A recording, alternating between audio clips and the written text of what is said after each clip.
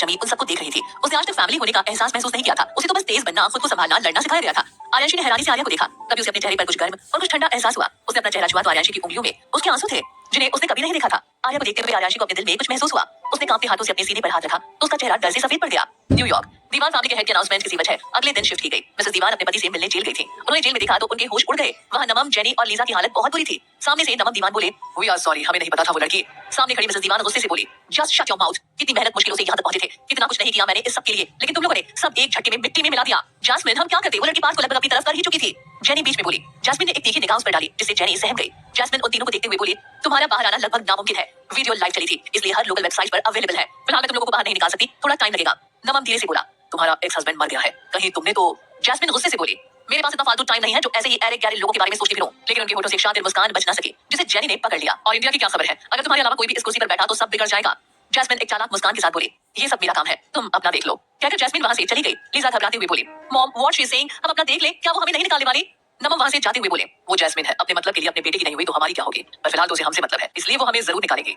मारवा mention. सारांश अपने बड़े से आलिशान मेंशन में आज अकेला था। कल तक इसी घर में उसका इंतजार उसके पापा करते थे। उसके लिए खाना बनाना, डिनर पर उसका इंतजार करना, सब एक दोस्त की तरह। लेकिन आज उसके पास कोई नहीं था। ये सब उसकी गलती है। उसने ही अपने पापा पर ध्यान नहीं दिया था। अपने होठों से महंगी शराब की बोतल लगाकर सारांश अपने डैड के ना होने का गम भुलाने की कोशिश कर रहा था। तभी उसके दिमाग में कुछ क्लिक हुआ, जिससे सारांश का पूरा नशा एक झटके में उतर गया। वो दौड़कर अपने डैड के कमरे में गया। पूरा कमरा अंधेरे में डूबा था। सारांश फटाफट कमरे में कुछ ढूंढने लगा। साथ में वो अपने दिमाग को शांत करने की कोशिश कर रहा था, जिससे उसे याद आ सके कि कल रात नींद में जो उसने आवाजें सुनी थी, क्या वो असली थी। सारांश अपने दिमाग में जोर देने लगा कि तभी उसकी नजर डस्टबिन पर पड़ी। सारांश ने उसे उठाया तो उसका वजन कुछ कम था। सारांश ने उसे देखा तो वो खाली था। 2 दिन पहले जब उसने इसी खाली डस्टबिन को इसी हालत में उठाया था तो इसका वजन कुछ ज्यादा था। सारांश ने उसे उलट पलट कर देखा तो वहां कुछ गोंद जैसी चीज थी। सारांश को उस गोंद की स्मेल से कुछ बुरी फीलिंग हुई। वो बालकनी में जाकर एक लंबी सांस लेकर कुछ सोचने लगा। उसे अपनी नींद की कुछ आवाजें सुनाई देने लगी जो उसने कल रात सुनी थी। कुछ मिनट की शांति के बाद उसके कानों में उसके डैड की लड़खड़ाती आवाज पड़ी, शिवाय।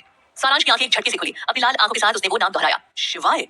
दीवान मेंशन में सन्नाटा बज रहा था। एक परछाई दीवान मेंशन के दरवाजे की तरफ बढ़ रही थी। दरवाजा खोलकर उसने एक बार पीछे देखा। सॉरी बट मैं तेरे लिए प्रॉब्लम नहीं बनना चाहता। मैं कहां हूं तुझे पता नहीं चलेगा। उसके जाते ही एक साया खिड़की से अंदर आया। उसके कदम ऊपर के फ्लोर की तरफ बढ़ रहे थे। उसने तीसरे फ्लोर पर एक अकेले कमरे में जाकर दरवाजा धीरे से बंद किया। उसने सामने देखा तो बेड पर मिश्री आराम से सो रही थी। लो देखो इस भूत को कैसे बेफिक्र होकर सो रही है। क्या इसे पता नहीं है आज इसका आखिरी दिन है। कहते कहते वो बिस्तर के काफी करीब पहुंच गया। उसने हाथ बढ़ाया कि बिस्तर पर लेटी मिश्री ने आंखें खोल ली। एक झटके में उस आदमी को बेड पर पटक उसके गले पर अपनी नुकीली कटार रखते हुए वो बोली, कौन हो तुम, किसने भेजा है, जवाब दो नहीं तो। कहते हुए मिश्री ने अपनी छोटी सी कटार उसकी गर्दन में धंसा दी।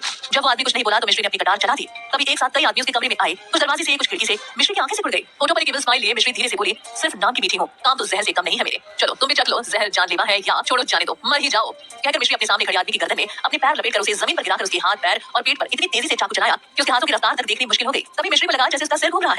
मिश्री का प्यारा खूबसूरत चेहरा गुस्से से लाल हो गया।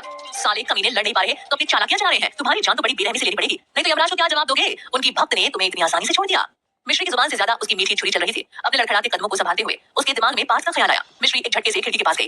उसके घर के बाहर कई लोग खड़े थे। शायद वो उसे मारने ही आए थे। मिश्री को चक्कर आ रहे थे। वो समझ रही थी उसके कमरे में कुछ नशीली गैस फैलाई गई थी। अब तक उसका कमरा साफ हो चुका था। मिश्री तेजी से दरवाजे की तरफ बढ़ी। दरवाजा बंद कर वो दूसरी खिड़की की तरफ बढ़ी जो मेंशन के बैकयार्ड की तरफ खुलती थी। मिश्री का फ्लोर सबसे ऊंचाई पर था। खिड़की पर चढ़कर उसने अपनी कटार को कमर में खोजा और सावधानी से दीवार पर लगे पाइप के सहारे दूसरी तरफ जाने लगी। उसका सिर चकरा रहा था। उसके कानों में लगातार पीटने की आवाजें आ रही थी। अचानक उसे लगा जैसे ऊपर से कोई उसे देख रहा है। उसने जैसे ऊपर देखा, एक काली परछाई देखकर मिश्री घबरा गई। वो गिरने को हुई कि उसने खुद को संभाल लिया। उसने दोबारा देखा तो इस बार वहां कोई नहीं था। वहां नहीं, यहाँ।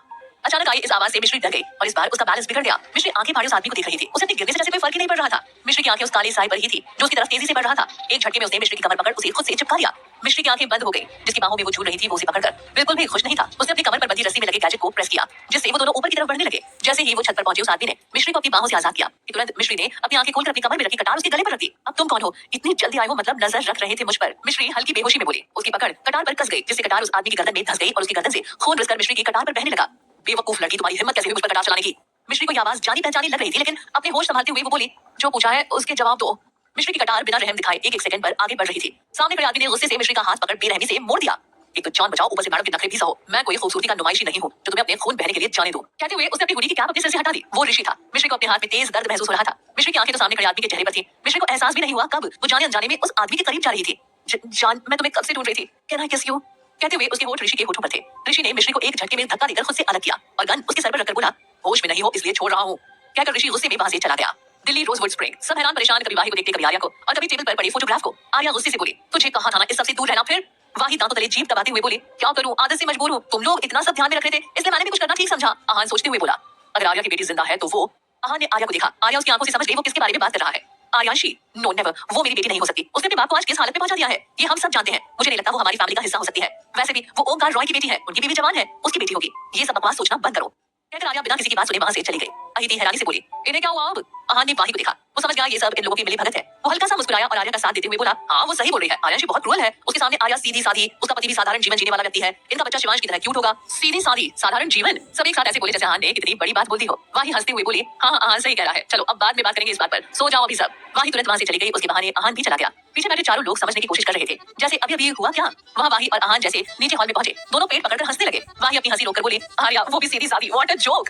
कहकर वो फिर से हंसने लगे। आहान तो खुद को संभाल ही नहीं पा रहा था, वो जमीन पर पड़ा हंसे जा रहा था। वहीं पेड़ पर बैठी आर्यांशी जो अपनी धड़कनें सुन हैरान थी, आर्या की बातों से गुस्से से उन सबको घूर रही थी। वो अपने छोटे छोटे हाथ बांधते हुए खुद से बोली, मैं खुद इनकी बेटी नहीं बनना चाहती। और वो मिस्टर शिवाय माहेश्वरी, वो कमजोर इंसान कभी मेरा बाप नहीं हो सकता। आर्यांशी की आंखों के सामने शिवाय घूमने लगा। जब शिवाय को टॉर्चर किया जाता था तब गलती से एक बार आर्यांशी ने उसे देख लिया था। शिवाय की पीठ पर बने घाव उसे आज भी याद थे। फिर भी शिवाय बेखौफ पत्थर की तरह बिना किसी इमोशन के सब सह रहा था। उस वक्त शिवाय को देखकर ऐसा लग रहा था जैसे वो हिसाब लगा रहा हो, कितना, कब, कैसे, किसने। उसकी पूरी आंखें कुछ अजीब थी, जैसे आर्यांशी को वो साफ देख रही हो। कहीं ना कहीं वो भी जानती थी कि किसी का भी हाल शिवाय जितना बुरा किया जाए तो वो अब तक मर जाता।